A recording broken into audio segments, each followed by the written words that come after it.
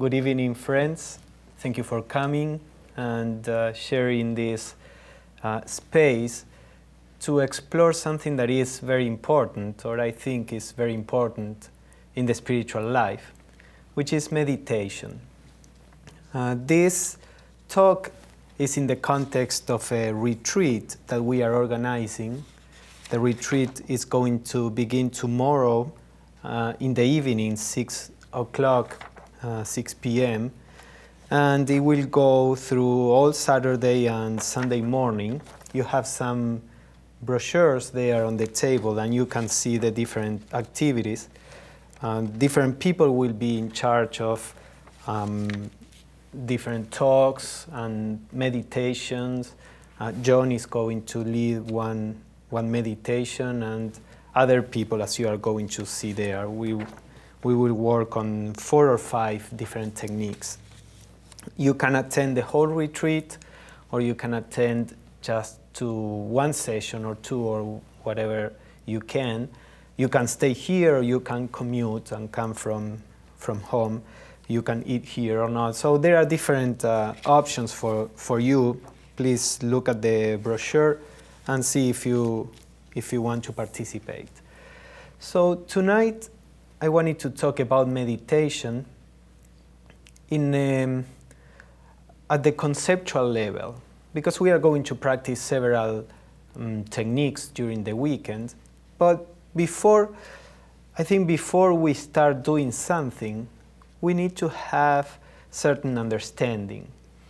You know, if we start running, we will get somewhere, but not necessarily where we want to go. So before start running, we need to know where we want to go.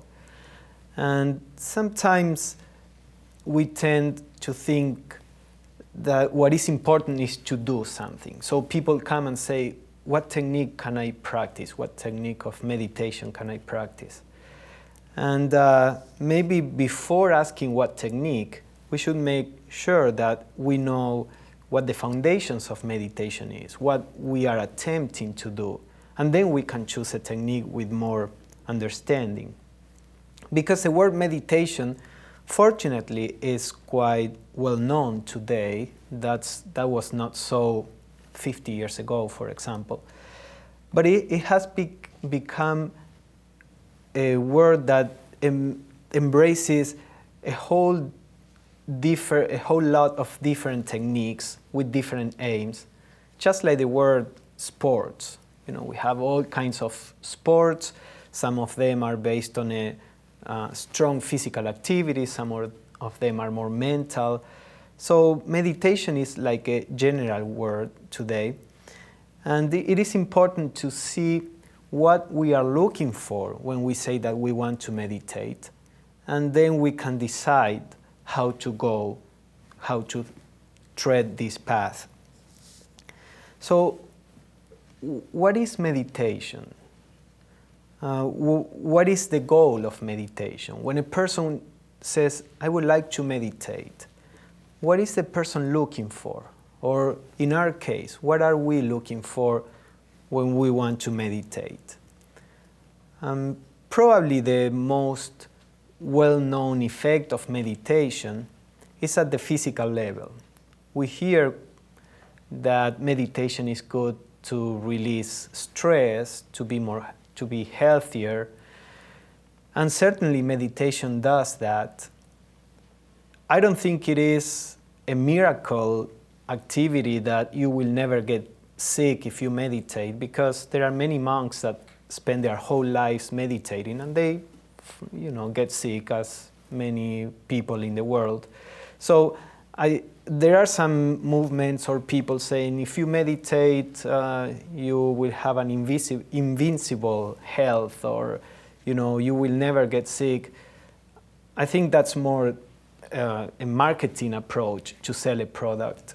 But of course, meditation does help in being healthy, because it is a time where our body has the possibility of releasing causes of stress.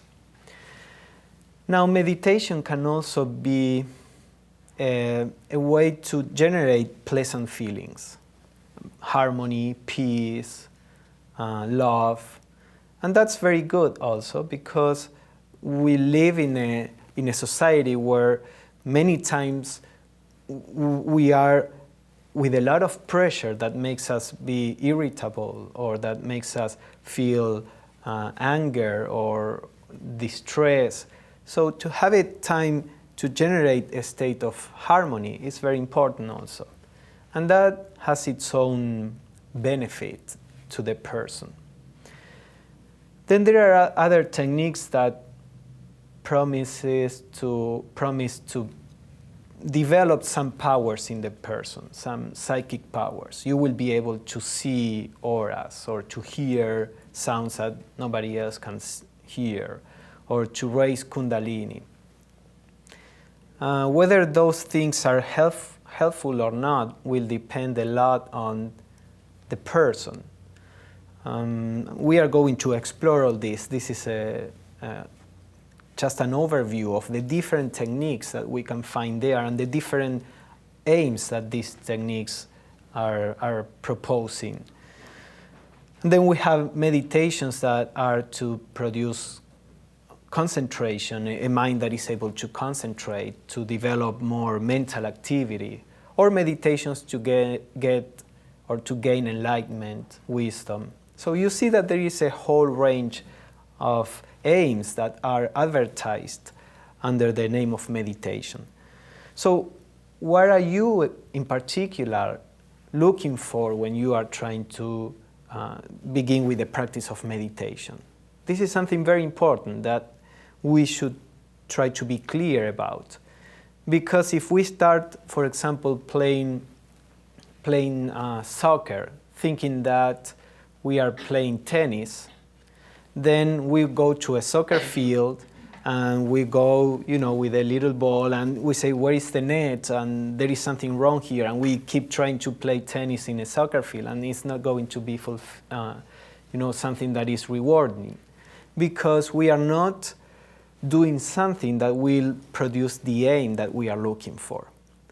So again, with meditation, we may be looking for something that meditation is not going to be able to give us.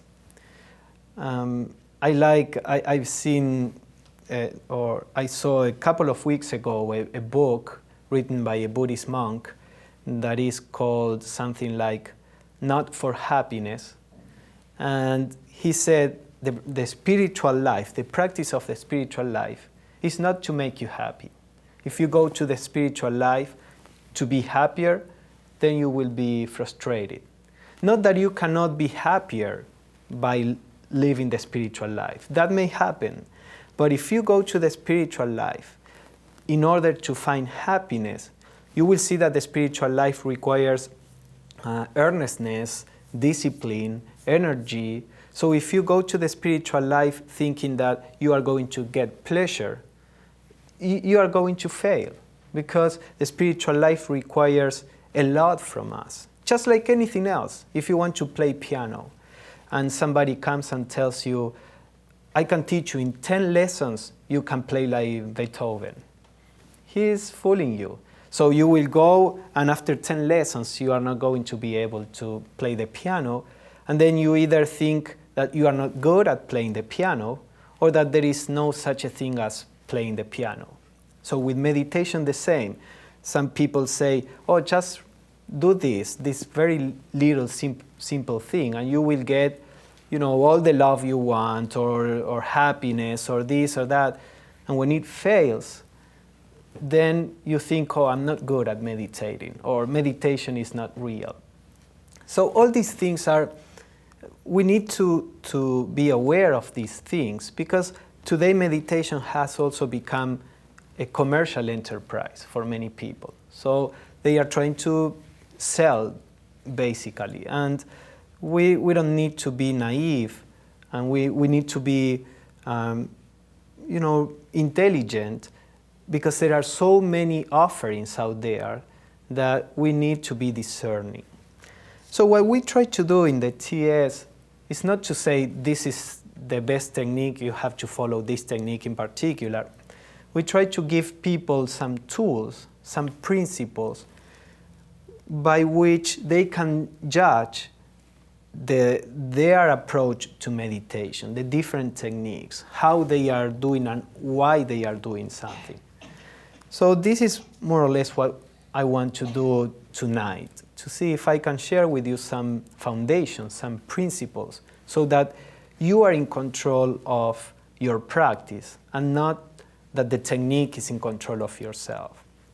The Dalai Lama said once that you master a technique when you know when you have to break it, when you have to abandon it. Then you master the technique. Otherwise, the technique is mastering you. If you just follow a technique mechanically, if you don't know what, or if you are not aware of what you need while performing the technique. So, along with this is the question of what is the meditative experience? If you hear people, you will have all kinds of answers. Some people will say, oh, I see lights, I hear bells, I feel that my mind is expanding. Or some people, I feel that I'm just sitting, and some other people feel peace. Or there are all kinds of experiences. Are they important? Are some experiences spiritual and some others not necessarily so? What do we look for when we are meditating at the level of experience? Because if you think, okay, meditation is successful if I start seeing lights, you will start practicing a technique that may be very good on the spiritual level, but just because you are not seeing lights, you think, oh, this is not working, and you abandon the technique. And maybe seeing lights is not the aim of meditation, or is not even a sign that you are doing a good meditation. Just to say something, whatever experience is there. So it is important, again, to see what is the meditative experience in essence, and try to sort out all these different manifestations. So, for example, a person sits down in a corner in his or her room, closes his eyes and starts doing a technique, and suddenly this person sees things or hears things. And of course he will assume that this is something spiritual.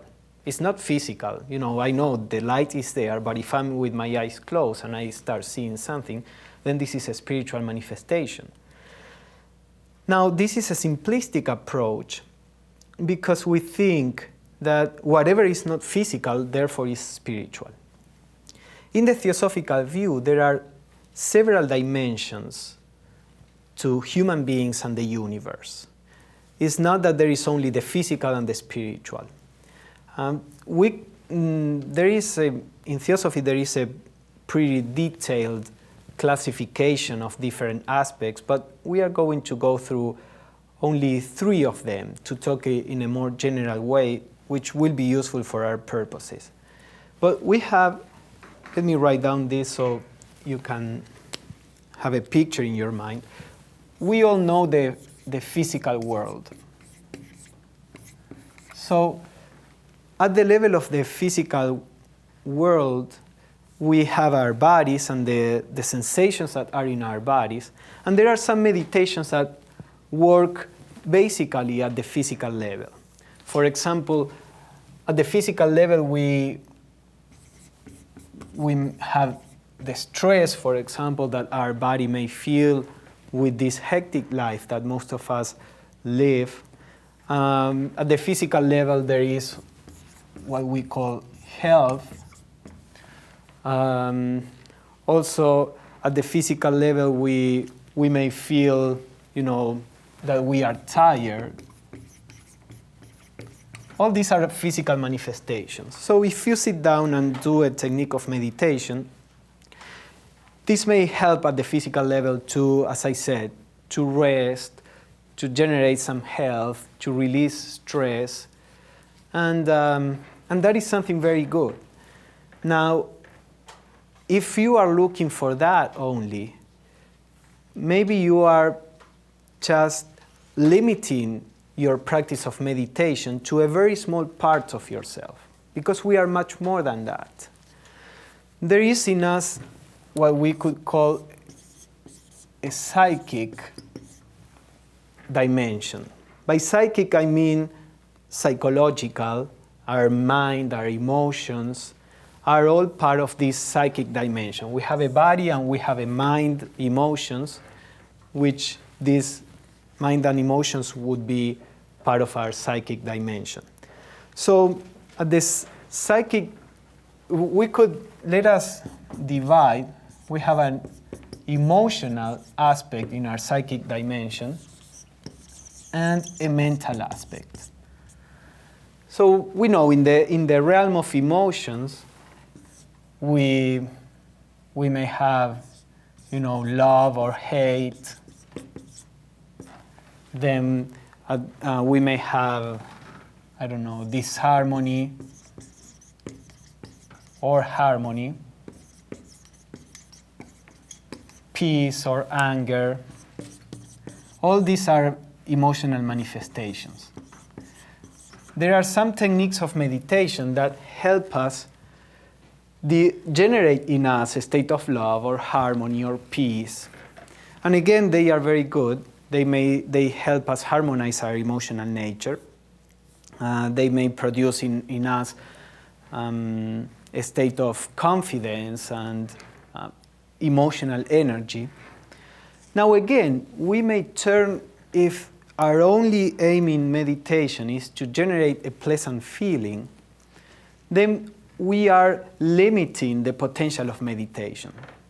For example, if I go to meditation just to feel well, that meditation is not necessarily too different from listening to music to feel well, or being with a person that I love, or different activities that make us feel well. Just because you sit down and you do some technique to feel better doesn't mean that it's necessarily more spiritual than other techniques. And it can be also a form of, one more form of self-centeredness. We eat things that we shouldn't, because that produces pleasure. And maybe the same activity is driving us to meditate. We just want to have a pleasant sensation. So we are following the same pattern. By this, I don't mean that meditation shouldn't produce these states. It can produce them, and it can be a good meditation. But see that what I'm trying to point out to is why you are meditating. There is Samdon Rinpoche, who is a very close, he's a Tibetan monk. He's very close to the Dalai Lama. He was the first prime minister of the government of Tibet in exile. And he's a member of the Theosophical Society also. And he always used to say, if you want to have mental peace, or at a superficial level, or you want to release stress, or just take a pill. Don't try to meditate. Meditation is so hard that if that is your little aim, don't try meditation. I think he was talking this way just to make the point. Meditation always is good. But the approach that we are trying to take now is what meditation really is from a deeper point of view. So let us explore it. Then we have a mental dimension in ourselves. And mental activities, well, as we know, are thinking, the willpower, the mental willpower, memory, etc. So there are some techniques that work at this level. They enhance our memory, our power of concentration, our power of reasoning. There are different techniques, and the techniques that tend to create an emotional feeling are usually different from the techniques that tend to enhance the mental activities. So we can practice these techniques, but again, we can be limited if all we are doing, I want to improve the power of concentration. Some companies are promoting this meditation among their employees, not with a spiritual purpose, just they are doing it so that they can be more productive. So again, this may bring some benefit to the employees, but the thing is that you get what you are looking for. In the spiritual realm, intention is very strong. You know, on the physical, I always say this example, so if, pardon me if you already heard it, but on the physical plane, what generates results are actions. You know, I'm baking a cake. It doesn't matter if I'm angry or if I'm full of love. If I follow the recipe, there will be a cake there. Now, on the spiritual realm, what produces results are motivations. If I sit down to meditate and follow a technique with a selfish motivation, that very motivation will set a limit to what may happen in my consciousness. If I follow the same technique but with an unselfish motivation or a spiritual motivation, that will open up the possibility of a raising of consciousness. Why? Because, for example, ambition. We can meditate out of ambition. I want to be more. I want to look wiser or to be more spiritual or better than other people. That is an activity that has place at the level of the mind. So if we are doing a technique motivated by ambition, we are at this level. We are working at the level of the mind. So we cannot go beyond that, because that is the ambition itself manifests at that level. So the idea in the Theosophical approach is that beyond the physical and the psychic nature of ourselves, there is a spiritual nature.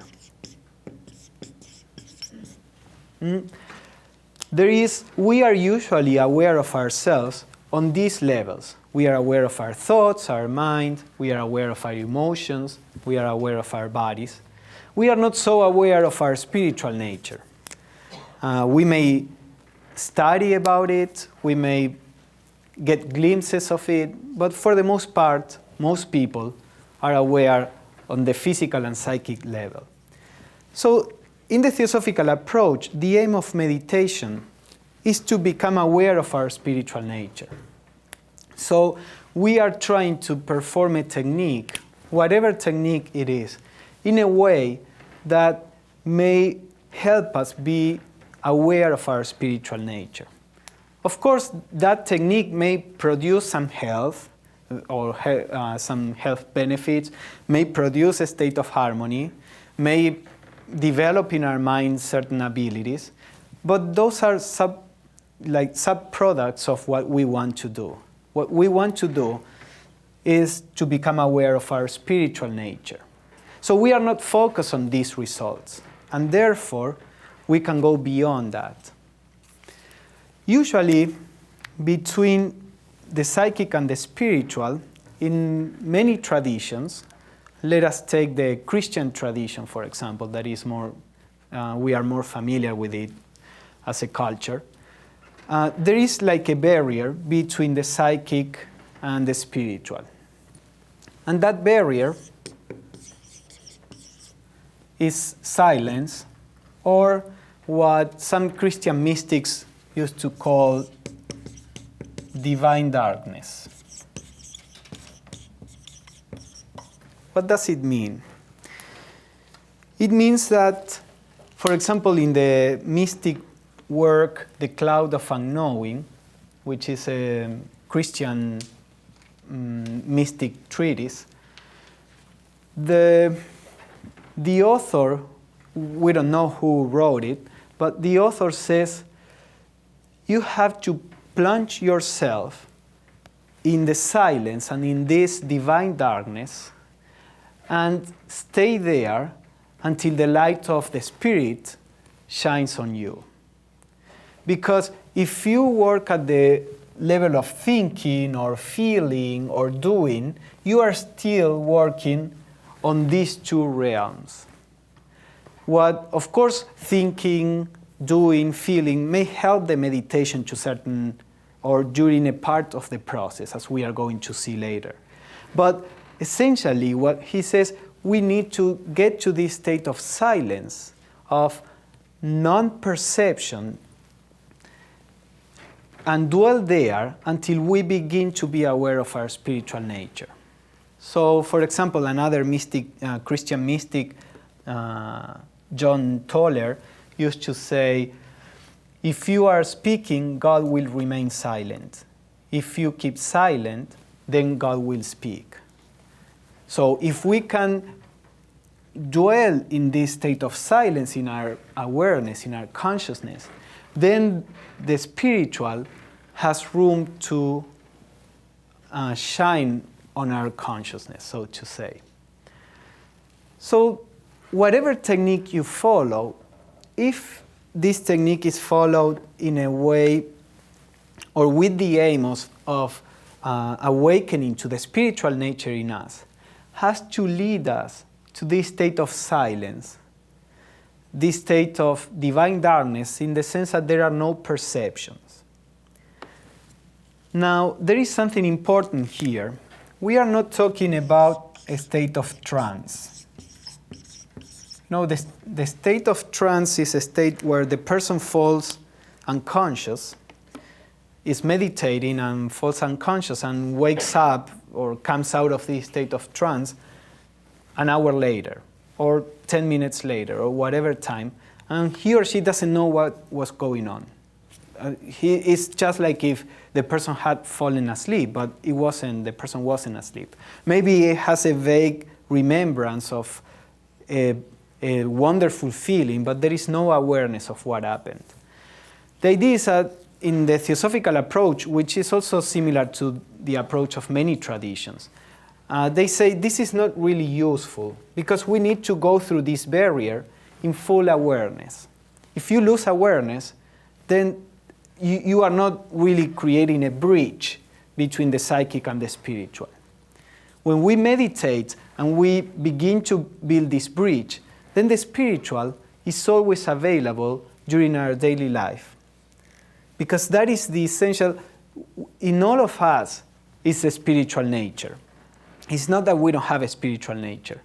The problem is that, to put it in some way, this is just an image, but the problem is that we have not built a connection to that. So what we need to do is not to develop something spiritual in us. That is there. It's our innate nature. We need to develop a connection to that. And meditation is one of the ways by which we create this connection with the pure mind in us, or with the wisdom. That if we want to describe some of the qualities of this spiritual nature, it has been described as, for example, wisdom, which is not knowledge. Wisdom is to perceive things as they are, and therefore to do the right thing, because we perceive how things are. We perceive what is the right action, and we just do it. Or love, the real love, the love that is pure, like in the Bible when St. Paul describes that kind of love, completely impersonal, in the sense that the person that loves is not asking anything for himself or herself. So the spiritual love has that ability, and we see the spiritual love expressed in people like Jesus or the Buddha or Krishna or many other spiritual teachers. Compassion, which is born from that love. Wisdom, love, compassion, a real peace, which is not disturbed by the environment. We all can be very peaceful in the corner of our room, thinking of nice things, but then when we deal with people who are difficult, we lose that peace. So the idea is that as we awaken our spiritual nature, there is a peace that is there regardless of what is going on in the environment. Or, well, these are more or less different. You know, they also talk about bliss. Again, I don't always like that, because many times is mistaken with a state of pleasure that we can easily generate in our emotional nature. This state of bliss is something that is much subtler and not merely an emotion. So this is basically the approach, and I'm going to talk about the different stages, how we can approach this. But this is basically how in the Theosophical view we regard meditation. We try to regard it as a way to reach our spiritual nature, and not as merely as a way to produce physical, emotional, or mental benefits. So before I go to the last point, where I will explain very briefly the different stages of meditation, is there any comment or question that you have about what I said? Briefly, at the end we will do something longer, but just I don't want to go on if there is something that is not clear. Okay, so if you remember something at the end, we will discuss it. So how do we get to this? What is the progression in our state of consciousness so that we can reach the spiritual aspect of our nature? In Theosophy, there is a description of the different stages, which is similar to the one that is in some other traditions, especially in the Raja Yoga of Patanjali. Patanjali was a Hindu sage, and Raja Yoga is part of the schools of Hinduism, and the Theosophical approach has similarities to that. The idea is that there are 3 stages. The first one is a stage of concentration. The second one is a state of meditation.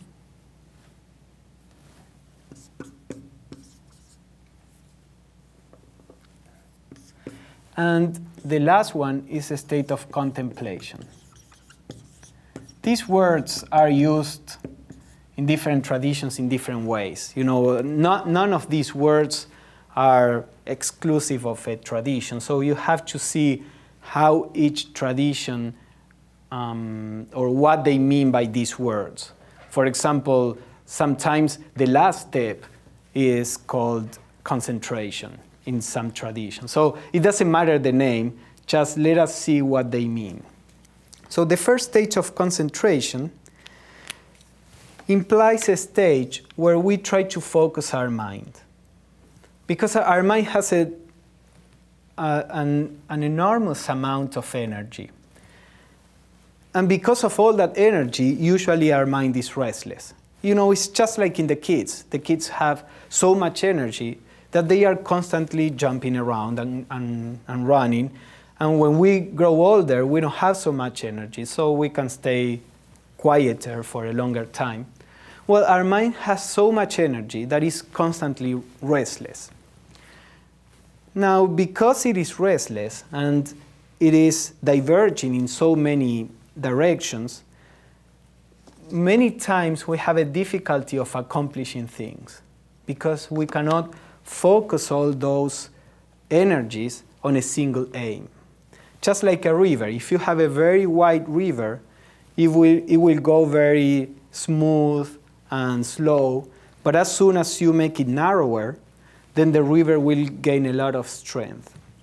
So meditation is like that. It's focusing your mind, focusing your consciousness, the mental consciousness that is there, so that you can pierce through these different levels. So the first stage is one where we try to, it may be perceived more or less as a fight, because you will see, especially at the beginning of the practice, you will see that you want to focus on something and your mind will go off. And then you have to bring the mind back and the mind will go off again. And as you practice this, you will develop the ability to stay focused without having to fight against the mind. But this is something that you gain it by practicing it. So if you are not aware of this, you will sit down to meditate. You will see that your mind is restless, that you cannot focus it. And then you will think, I'm not good at meditating. No, I'm not a meditating person, which many people say that. No, you are not, none of us are, if that is the parameter that you are using. Because all our minds are restless. No person sits down and say, oh, wonderful, my mind is so peaceful. No, all of us have to really work on this. So if you are beginning your practice, that will happen to you. Because that is the human nature, it's not different. So the first stages in meditation are basically confined to working at the level of concentration. And that produces a lot of benefits. But it's just like if you are, again, learning piano, when you sit down, you start learning how to, play the piano, but not a whole piece. You just play the same note or one after the other. That is not really playing the piano, but you have to do it before you can play a piece of music. So the stages of concentration may not be very pleasant, but they are part of what we have to do. So if we take this as an exploring our consciousness, exploring what meditation is, what our mind is, then we can find it really interesting. And there are different techniques that we can use so that the practice of concentration produces a growth in self-knowledge. And we are going to see something during the weekend. Then once the mind is concentrating, you go to the next stage, which is a stage of meditation, in the sense that now you are applying the powers of your mind to a particular technique. Some techniques you visualize something. So you are applying your imagination to visualize a deity, something sacred, or whatever it is. Some meditations are based on trying to understand a problem of life, or a universal law, or something that is meaningful in life. So in these meditations you use a power of reasoning which is not usually available to us, because this reasoning is based on a very concentrated mind. And when our mind is concentrated and calm, we are in touch with a higher understanding. Our mind is very conditioned by our environment, our education, our way of being. But in meditation, we go to a deeper state of mind that is not so conditioned. So we can understand things in a deeper way. Or there are techniques where you simply are aware of what is going on there. So whatever it is, the stage of meditation begins when you are not fighting anymore with distractions, when your mind is focused, and it's something that happens naturally. You don't need to think, am I in concentration or in meditation? This is just for you to have an idea. It's not that one is a progression of the other. Now, this doesn't stop here, because remember that we said we need to go beyond our minds, beyond our emotions, into this state of silence. So once you are in the stage of meditation, you will see that at certain point, there is nothing else you can do.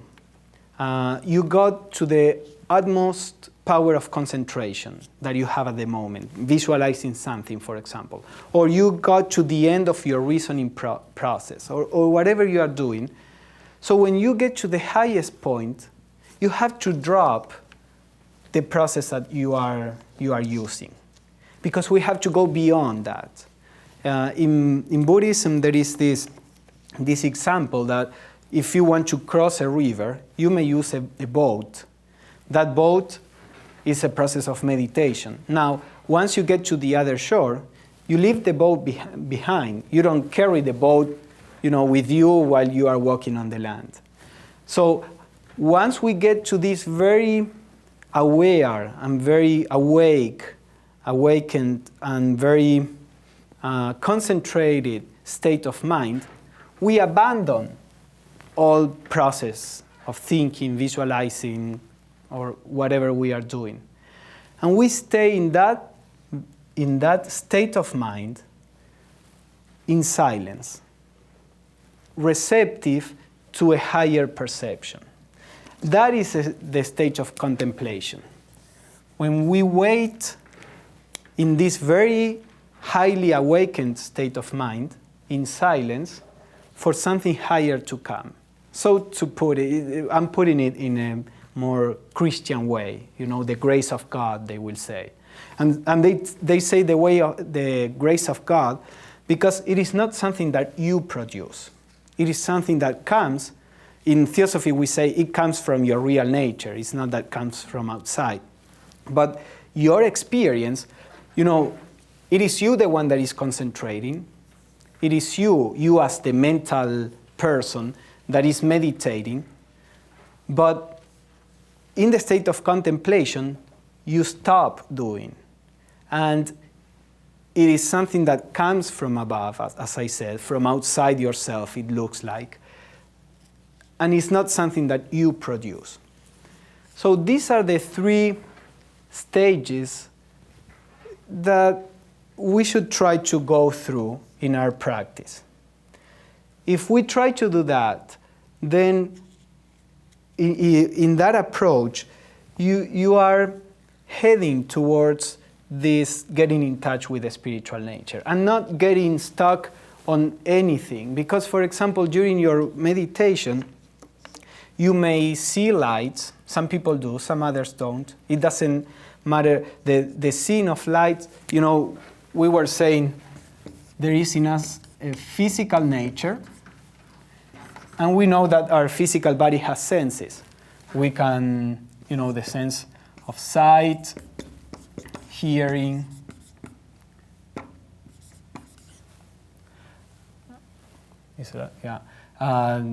smelling.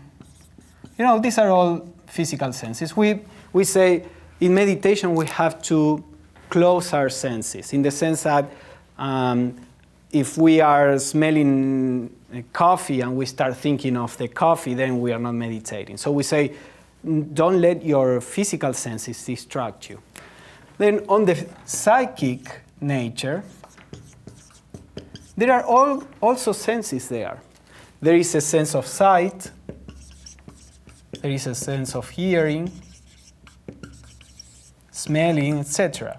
The psychic nature is an extension of the physical nature. So instead of seeing people, you may see devas, as they call them in India, or you may see auras, or you may see things that we cannot see through the physical senses.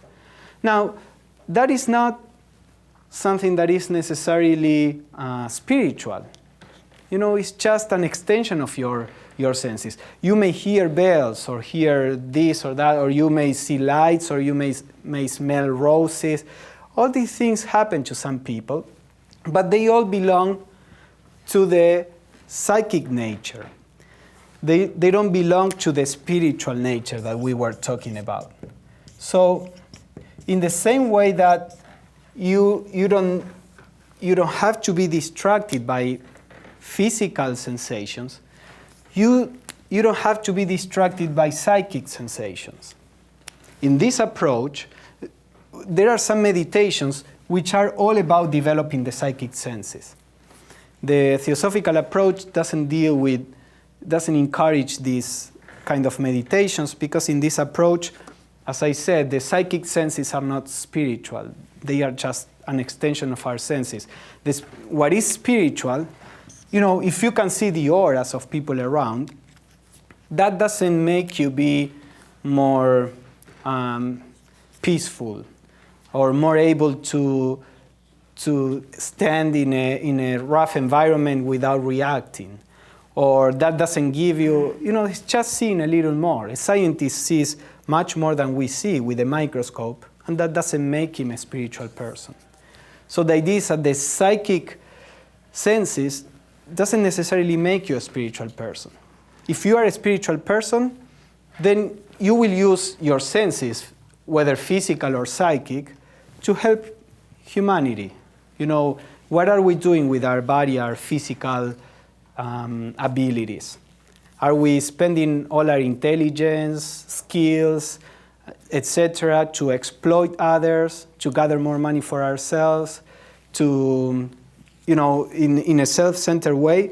If we are doing that, we will do the same with the psychic senses. Now, if we are using part of our skills, part of our intelligence, etc., to help others also, then if we have some psychic abilities, we will use those psychic abilities also to help people. But that depends on your maturity, not on the possession of the psychic abilities. So what we in Theosophy usually we say is, don't worry about this. Develop the spiritual. The psychic may come or not. That depends on the constitution of the person. But if you sit down and you don't see any light or you don't hear anything, that's perfectly fine. That's not what we are looking for. And if you do, and you are trying to reach your spiritual nature, then you have to learn to leave it aside. And that is something that is present in all traditions. In Christianity, in Buddhism, in Hinduism, in different schools. Some other schools encourage this. But there is always this idea. You know, in the Heart Sutra, which is a Mahayana Buddhist sutra, there is this mantra, Gate Gate Parasamgate Bodhi Swaha, which means go beyond, go even beyond until you reach enlightenment. In the sense of, don't stay stuck on any of these levels. You may get stuck, you do a meditation and you feel so well and you stay there. You never try to go beyond. For you it's enough just to feel well. Well, that's fine. But if you are serious about developing your spiritual nature, you have to go beyond. You cannot get attached to those things. Then you may see things or you may hear, or again, don't get stuck there. Go beyond, always beyond, until you reach enlightenment in the sense of knowing what you really are. Because only then you will know how to live and you will be free from sorrow and from all the problems that we have as humanity. So that is more or less the idea with this approach. We don't try to stop. We do this, we go through these different stages and try to plunge into the silence so that we go beyond all senses, physical or psychic. And of course, this may take years, or it may take lifetimes. It doesn't matter. Even if you start meditating with the right intention, you are already developing your spirituality. The benefits of spirituality are not reaped at the end. You reap the benefits of spirituality every second. So you don't need to think, oh, unless I can get to contemplation or to enlightenment, this is useless. No, even if you are struggling to concentrate your mind, if you are going in the right direction, that will produce a change in yourself and in your life and help you live the life in a better way. So this is more or less what I wanted to share with you. As I said, during the retreat, we are going to practice different techniques. We are going to explore also a little more about the different aspects of our nature and how we can work with them, with our physical body, with our emotional nature, with our mind, and how we can develop our spiritual nature. And we will have also some activities outside if the weather permits it. So if you have time and if you can participate, I think it will be a very, very good experience.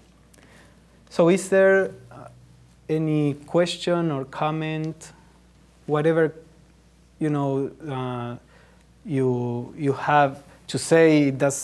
I like to discuss these things, and if you don't agree on something, we can examine it, because this is not a question of authority. I'm no authority. I'm just sharing with you part of my studies, my experience, but is in the Theosophical Society we try to encourage a real, exploration of all these things, and we all may see some things different. So please share your comments or questions if you have any. And please wait for the microphone that I can bring to you if you have a question. First question. Hi, Pablo.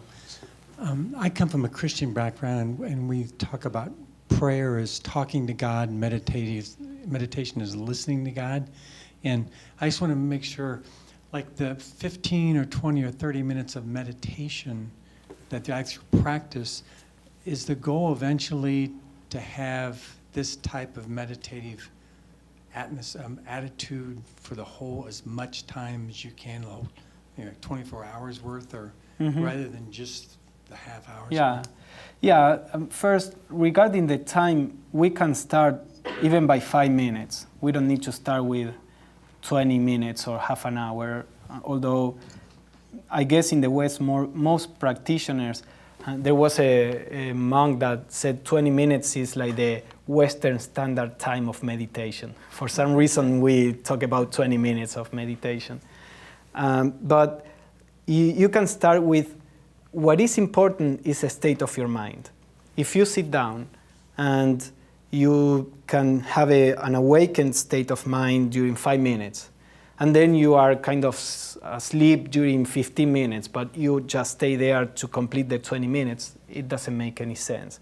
So if you can be, in a good state of mind during 5 minutes, that's good enough.